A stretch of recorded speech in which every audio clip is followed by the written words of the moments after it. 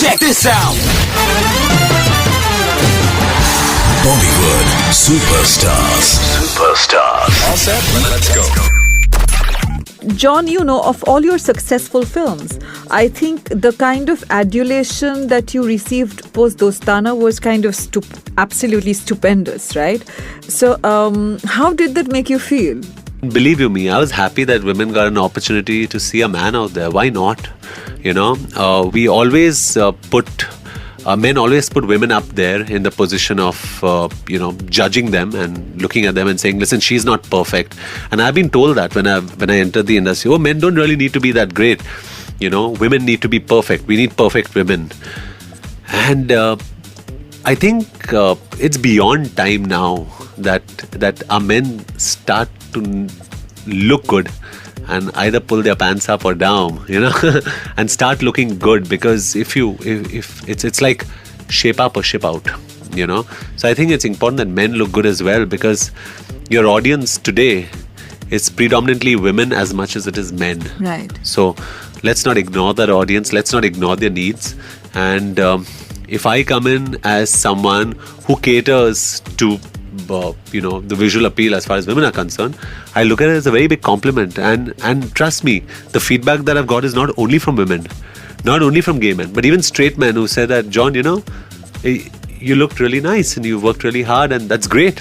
And I think that's the connect you have with your audience. Right. And even then, even when with the huge popularity with that came post Dostana, and people talked about you and Abhishek in your bromance, as it were.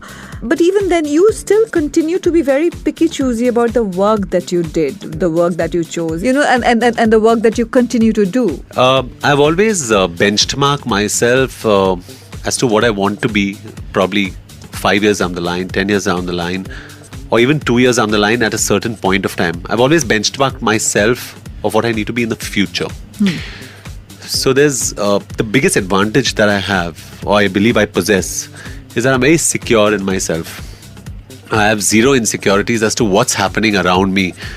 And that leads to a lot of so-called right and wrong choices in my life. What would probably be a wrong choice to the world in terms of no smoking was for me a right choice, because I enjoyed that space. For me, it was a space that I really wanted to dwell in.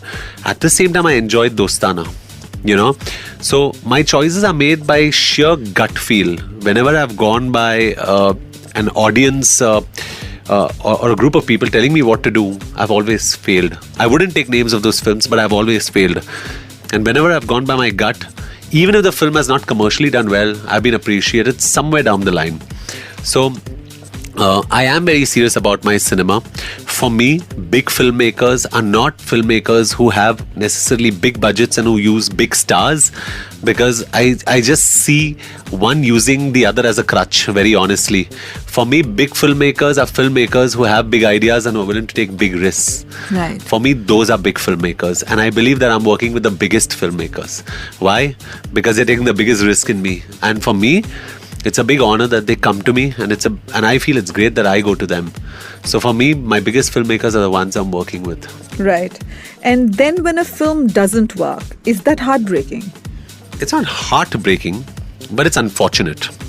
I mean, let me draw analogies. Can I draw analogies for you? Mm-hmm. Think of a school kid goes out on a football field to play. Okay. Think of the fact that he's been surrounded by 5 other players and he's been kicked, and he goes down and he buckles down and he's kicked. And when it's over, he gets up and he says, "Are you done?" And he walks away. That kid is me. Mm-hmm. So I'm very used to getting hit from all sides.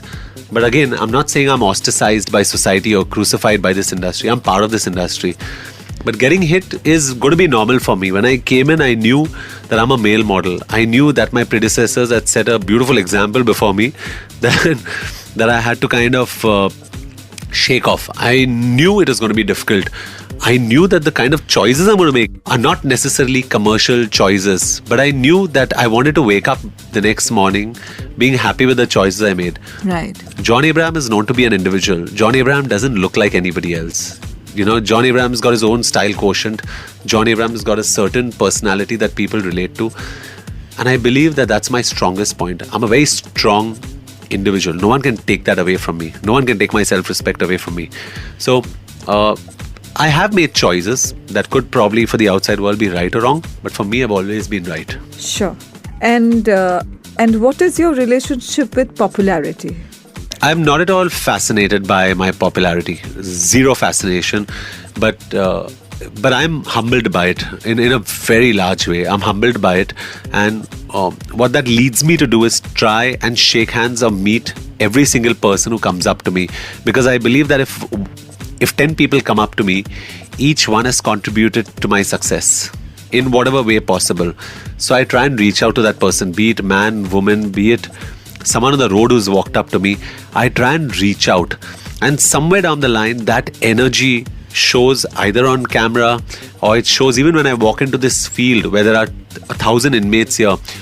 There's a sense of approachability or accessibility. They feel it's John, we can go up and talk to him, he's one of us.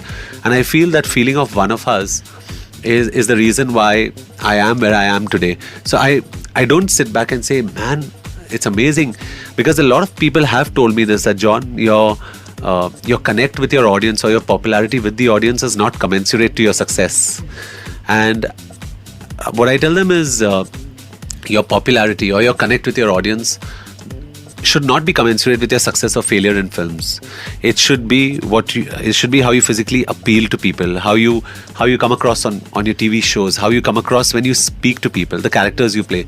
And I think somewhere down the line people have understood that John is one of us. And this is what I've always maintained, and I just feel if you can connect with every person in some way or the other, it'll go a long way in life. And I think that's what fascinates me, my connect with the audience, not my popularity. Right. And what is the one trapping of stardom that you really love? Seeing places, traveling, meeting people. That's the only strapping of this industry. Stardom, I'm very shy of saying it's stardom, because I believe that I'm far from a star yet. So if you keep asking me, a lot of people say, "Arey, star," and I get embarrassed by those words. I start shifting. I feel uncomfortable. But the one strapping of the Indian film industry, or the industry that I'm in, which I'm so proud of, is traveling. I don't know how I'd do without it. I'd die without it. I think we're all born to see the world and not stay within certain borders. And I think I want to travel every place in this world. I think what's missing is the Arctic and the Antarctic pole, and I hope I go there before it melts. Right. And one trapping that you hate? One trapping that I hate? There's nothing I hate about it, trust me. I mean, if I had to do a SWOT, a strength, weakness, opportunity, threat analysis on this, strengths, they're all pros and no cons. I just believe that we shouldn't even look at cons in this industry, because it's all positive. So I'm very happy that I'm here. I'm very fortunate that I'm here. I'm extremely fortunate that I've been accepted by the industry. But I'm most fortunate that I've connected with my audience. I think that's the biggest. Bollywood Superstars.